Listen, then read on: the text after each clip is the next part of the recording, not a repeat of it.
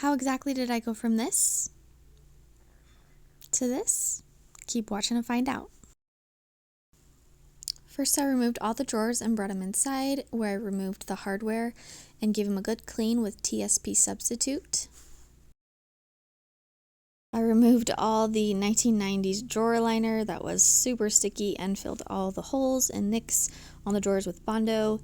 The space was just really failing, and so I decided to create a new one. I removed it here, and luckily it was just screwed in, so I was able to remove those. Put more Bondo on all the nicks, and after letting it cure, I was able to sand the whole piece down.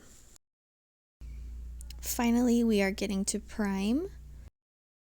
I then painted the piece with Sherwin-Williams Urban Bronze, which I ended up really liking. At first it was kind of chocolatey brown, but it ended up really beautiful, and I created a custom base out of hickory. After adding new hardware, drawer liner, and attaching the base, here we are. I think this one turned out so beautiful. If you agree, be sure to like, comment, and follow for more furniture flips.